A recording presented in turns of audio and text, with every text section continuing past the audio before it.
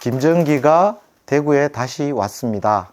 정, 정말로 진실되게 한번 잘해보겠습니다. 기, 기똥차게 해보겠습니다. 믿어주십시오.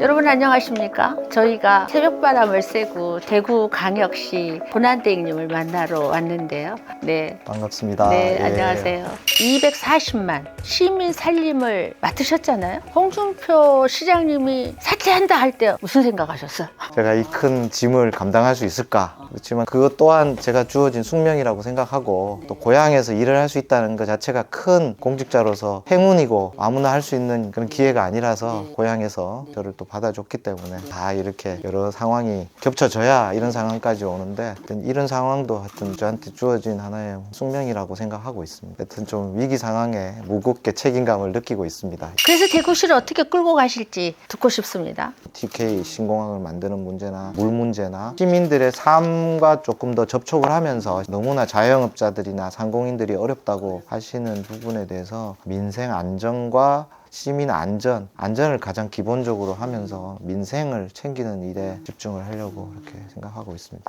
전 시장님께서 추진한 일들이 참 많으시잖아요. 네. 그 중에 이제 대구 신공항이 가장 큰 현안일 텐데요. 공항을 만든다는 게 간단한 문제는 아닌 것 같습니다.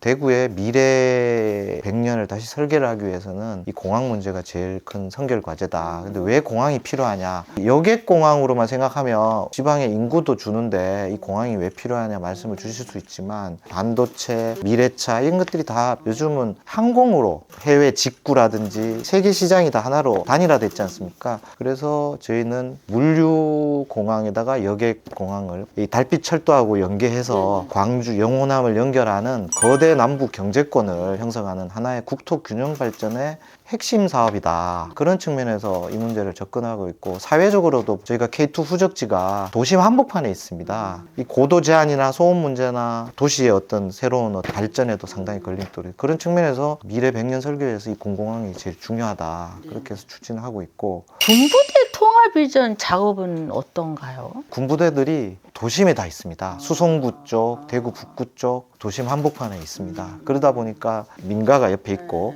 국방부 측에서도 이게 이전 필요성을 생각하고 군부대를 이전하면서 거기에 군인들이 주도하면서 군인 가족들이 상주를 하고 문화나 복지나 의료나 이런 커뮤니티를 만들지 않습니까? 그거를 지역 주민들하고 같이 공유하는 개념으로 상생타운으로 만들겠다고 하니까 인구 소멸 지역 주변에 서로 유치를 하겠다. 유치전이 뜨거웠습니다. 그래서 내년 초에 최종 국방부하고 MOU를 체결해서 사업을 추진을 하려고 하는데 후적지 개발에 대한 고민을 하고 있습니다. 이게 경북이랑 행정통합 작업은 어떤가요? 새로운 지방자치 30년을 계기로 이제는 지역의 지방행정체제를 근본적으로 바꿔보자 하는 행정안전부의 문제인식도 있었고 그런 지역 스스로 뭔가 통합을 하는 거에 대해서는 과감한 권한을 이양을 하고 각종 규제 특례를 주겠다고 하는 약속을 작년에 지방시대위원회하고 같이 행정안전부, 경북, 대구시가 했습니다. 중앙의 의지가 상당히 강하기 때문에 저희가 시도민의 합의만 되면 이거는 좀 탄력을 저희 작년 말에 시의회는 통합에 대해서 동의를 받았습니다. 근데 이제 경북도 의회의 동의를 받아야 되는데 탄핵 정부가 맞물려서 도의회에서 동의를 받는 게 조금 스톱이 됐는데 이 부분도 아마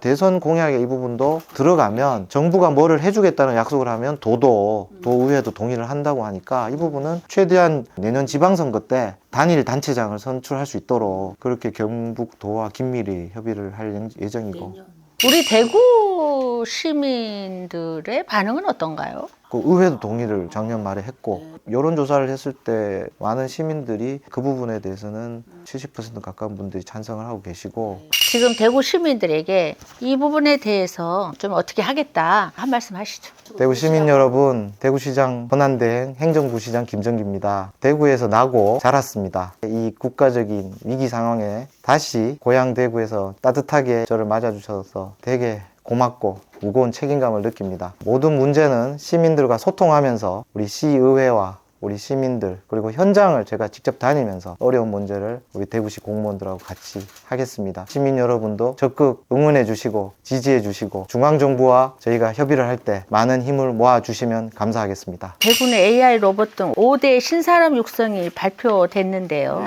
대구의 명운을 걸었다고 보이더라고요. 맞습니까? 작년 국가 AI위원회에서 광주와 대구를 비수도권의 AI 거점으로 하겠다 해서 대구가 제조 산업이나 이런 것들을 옛날 아날로그 방식의 모든 산업 구조를 AI 방식으로 전환하는 AX 산업의 이 R&D 투자의 허브로 만들겠다 발표를 했습니다. 그래서 6,600억 가까이 되는 사업인데 그래서 그 부분에 대해서 지금 정부도 예타 면제를 추진하고 있습니다. 예타 면제를 통해서 대구를 AI 거점 도시로 좀 만들려고 추진하는 걸로 돼 있고 미래차 부분은 대구가 부품이 이게 되게 많습니다. 자동차 모터나 모빌리티 미래차에 대해서 그리고 미래의 여러 가지 인프라가 자율차 실증 구간도 지금 레벨 4까지 구간이 있습니다. 그런 부분을 새롭게 미래차 부분의 허브 도시로 또 성장시키려는 전략이 있고 공무원으로서 갖춰야 할 자세 3가지를 좀 해주시기 바랍니다.